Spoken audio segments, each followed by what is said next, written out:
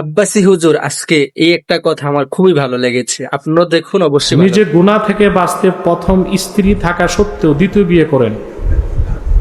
নেটিজেনরা খারাপভাবে নিচ্ছেন দ্বিতীয় বিয়ের ক্ষেত্রে ইসলামের হুকুম কি? দেখেন, নেটিজেন যারা নেট চালায়, এদের কথার কোনো ভিত্তি নাই। একটা মানুষ তার যদি দরকার হয় দ্বিতীয় বিয়ে করতেই পারে, তবে ইনসাফ করতে হবে। আল্লাহ বলছেন না, হ্যাঁ, ফানকিহু মা তাবা লাকুম মিনান নিসাই মাসনা ওয়া থুলাথা ওয়া রুবা। তোমরা তোমাদের পছন্দের মেয়েদেরকে বিয়ে করো, 2টি কিংবা 3টি কিংবা 4টি। ওয়াইন খিফতুম আল্লাহ তাদিলু ফাওয়াহিদা। আর যদি একাধিক স্ত্রীর মধ্যে জাস্টিস, ন্যায় বিচার করার আশঙ্কা থাকে, ভয় পাও, তাহলে একটা।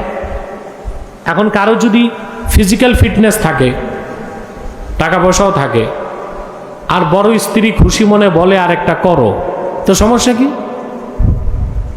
নেটিজেনরা ওদেরকে কেন দেখে না যারা জানাবি বিচার করে?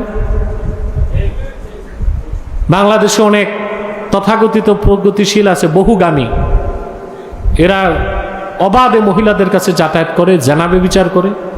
এটাকে নিন্দা করা হয় না, বুঝলেন? একটা লোক বিয়ে করছে, এটা নিয়ে সমালোচনা হচ্ছে। এটা এক প্রকার লাম্পট্য এবং বদমাশি ছাড়া আর কিছু না। করছে ভালো কাজ করছে। তার স্ত্রীর যদি আপত্তি না থাকে, তোমাদের সমস্যা কি?